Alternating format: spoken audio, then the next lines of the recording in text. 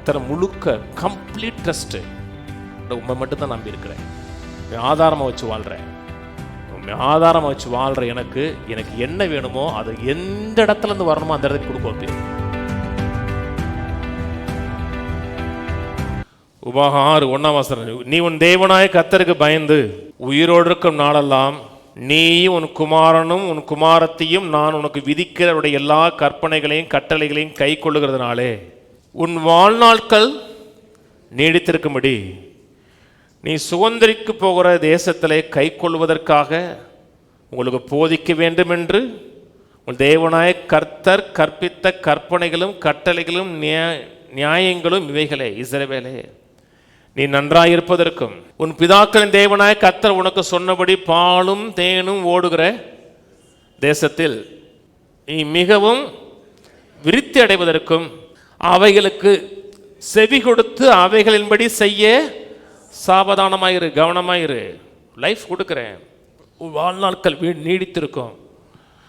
அங்கே பாலும் தேனும் ஓடும் அந்த தேசத்தில் நீ விருத்தி அடைவா. காணான் தேசம் என்ன பரலோகமா?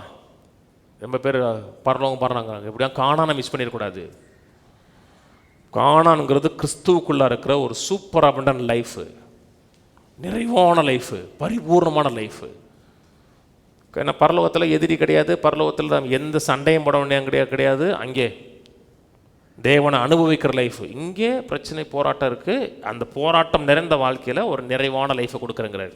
10:6-10 உன் தேவனாய கர்த்தர் உனக்கு கொடுப்பேன் என்று ஆபிரகாம், ஈசாக்கு, யாக்கோபு என்பவர்களாகிய உன் பிதாக்களுக்கு ஆணையிட்டு கொடுத்த தேசத்தில் உன்னை பிரவேசிக்க பண்ணும் பொழுது நீ கட்டாத வசதியான பெரிய பட்டணங்களையும் நீ நிரப்பாத நல்ல வஸ்துக்களால் நிரம்பிய வீடுகளையும் நீ வெட்டப்பட்டிருக்கிற துறவுகளையும் நீ நடாத திராட்சை தோட்டங்களையும் ஒளிவு தோப்புகளையும் அவர் உனக்கு கொடுப்பதுனால் நீ சாப்பிட்டு திருப்தி ஆகும்போது சொல்றாரு, வசதியான பெரிய பட்டணம், கட்டாத வசதியான பெரிய பட்டணம், நிரப்பாத சகல நல்ல வஸ்துக்களால், குப்பைகளால் நடந்த வீடுன்னு சொல்ல, நல்ல ஃபுல்லி ஃபர்னிஷ்டு வீடுங்கிறாங்க தெரியுமா? உள்ள உடனே சோஃபா, மாடர்ன் கிச்சன், எல்லாமே. அதான் லைஃபு. அதை கொடுப்பேன். அங்கே வா, இதே வாழ்க்கை ஓடுதுங்க, கர்த்தர் நடத்துகிறார்ல, வேற லைஃபு. இதுதான் கொடுக்க வந்தாருங்க அவர். இதுதான் கிறிஸ்தவ வாழ்க்கை. கீழே 12 நீ அடிமைப்பட்டிருந்த வீடாகி எகிப்து தேசத்திலிருந்து உன்னை புறப்பட பண்ணின கர்த்தரை மறவாதபடிக்கு இவ்வளோ கொடுத்துருக்கிறேன், என்னை மறந்துடாத. இத்தனைக்கும் ஆதாரம் நான். ஒரு நிறைவான வாழ்க்கை, வெற்றியான வாழ்க்கை வாழும்போது மனதில் இருக்கிற காரியம் அத்தனையும் கர்த்தருடைய கிருபை. ஜீவனை கொடுத்தது கர்த்தர், வாழ்வை கொடுத்தது கர்த்தர், நிறைவை கொடுத்தது கர்த்தர், அத்தனையும் கொடுத்தது கர்த்தர். சில மக்களுக்குலாம் நீங்கள் 200 கோடி வரட்டுமே இன்னைக்கு சாயங்காலம், அதுக்கப்புறம் யாரா பாஸ்டர் அவன் எங்கடா இருக்கான் பேசுவாங்க. கர்த்தரை தேட மாட்டாங்க, ஏன்னா காசு வந்துச்சு இல்லையே. அதனால தான் உங்கள்கிட்ட கொடுக்கறதுக்கு முன்னாடி கர்த்தர் உங்களை செக் பண்ணுவார்.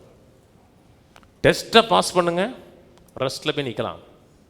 ரெஸ்ட்டுங்கிறது கானான் தேசம், இன்னொருத்தனுடைய பிரயாசத்தில் வாழக்கூடிய லைஃபு. ஏன் கர்த்தர் டெஸ்ட் வச்சார்? உபாயம் எடுத்த சொல்கிறாரு, உன் இருதயத்தில் இருக்கிறது நீ அறியும்படிக்குங்கிறாரு. உன் சிந்தை என்ன, உன் நோக்கம் என்ன நம்பி இருக்கிறியா, யாரை நம்பி இருக்கிறன்னு உனக்கு தெரியணும். அதுக்காக தான் டெஸ்ட் வச்சேன்னாரு. உன்னை தாழ்த்தும்படிக்குன்னா உன்னை ஹம்பிள் பண்ணும்படிக்கு, எனக்கு முன்பாக முற்றிலுமாக என்னை சார்ந்து வாழும்படிக்கு. கர்த்தரை சார்ந்து வாழுங்க. முதல்ல கர்த்தர்னு வாரீங்க. முதலாவது தேவனுடைய ராஜ்யத்தையும் சகல நல்ல வஸ்துக்களையும் அவர் ஆட் பண்ணுவார். ஆனால் நான் என்னை ஒரு ஆளாக அந்த உலகத்துக்கு காமிக்கணும் அப்படி நினச்சி நீங்களாம் பொருள்களை ஆட் பண்ணிங்கன்னா பொருள் உங்களுக்கு ஆசீர்வாதமாக மாறாது. பொருள் உங்களுக்கு எஜமான மாதிரி உங்களை வாதிக்கும். அந்த பொருளை கட்ட முடியாது, அது கொடுக்கவும் முடியாது. அதோடு நீங்கள் போராடணும். கர்த்தரை முதல்ல வச்சு வாழுங்க. கர்த்தர் டெஸ்ட் வச்சாரா, டெஸ்ட்டில் பாஸ் பண்ணிடுங்க. மார்க் 10 ஒரு பணக்காரன் ஆண்டவர்கிட்ட வந்து அவனை பாராட்டுறங்க. ஆண்டவருக்கு முன்பாக வந்து முழங்கால் படியிட்டு, அந்த நாளில் முழங்கால் படிக்கிறான்னா உயிருக்கு உத்தரவாதம் கிடையாது. முழங்கால் படியிட்டு, நல்ல போதகரே, நித்திய ஜீவனை சுதந்திரிக்க என்ன செய்யணுங்கிறான். என்ன செய்யணும்னு வர்றான். 10 கற்பனை செய்ப்பானார். தகப்பனை தாயும் கனம் ஒன்று, அதை செய்ய இதை செய்யணுன்னா அவன் சொல்கிறான், இதெல்லாம் சின்ன வயசில் செஞ்சாச்சுட்டு எல்கேஜி பாடத்தை சொல்லிக்கிட்டு இருக்கீங்க, 11 12 சொல்லுங்க அவங்கிறான். 1 to 10 போதும். அப்போ கத்த சொல்கிறாரு, உனக்கு இருக்கிற காசையெல்லாம் விற்று ஏழையில் கொடுங்கிறார். அவன் துக்க முகமாய் போய்விட்டான்றது. டெஸ்ட் ஃபெயில் ஆயிட்டான். கத்த டெஸ்ட் வச்சாரா? தன்னை சார்ந்து வாழ்வதற்கு டெஸ்ட் கொடுத்தார். Test fail. இஸ்ரேல் மக்கள் மாதிரி டெஸ்ட்டு ஃபெயிலு. உடனே சீசர்கள் கேட்குறாங்க, நாங்கள் எல்லாத்தையும் விட்டுட்டு வந்துட்டோமே, நாங்கள் உண்மை நம்பி தானே வந்தேன், டெஸ்ட்டு பாஸ் ஆகிட்டோமே, எங்களுக்கு என்ன கிடைக்குங்கிறான். அறிவாளி அவன். டக்குன்னு உடனே பிடிக்கிறான். அவன் ஃபெயிலு, நான் பாஸ், எனக்கு என்ன கிடைக்குங்கிறாரு. வாசிப்போம், இதில் முடிப்போம். மார்க் 10:28 வாசிக்கிறேன். அப்பொழுது பேதுரு அவரை நோக்கி, இதோ நாங்கள் எல்லாவற்றையும் விட்டு உம்மை பின்பற்றினோமே என்று சொல்ல தொடங்கினான். தொடங்குறதுக்கு முன்னாடி பேச ஆரம்பிச்சிட்டார். நீ விடுப்பா, நான் பேசுகிறேன், நீ உள்ளத்தில் என்ன இருக்குன்னு எனக்கு தெரியும், சொல்ல. இதான் கரெக்டு. எல்லாவற்றையும் விட்டு கர்த்தரை பின்பற்றணும். பொண்டாட்டி விட்டுட்டு வரேன்னு சொல்ல,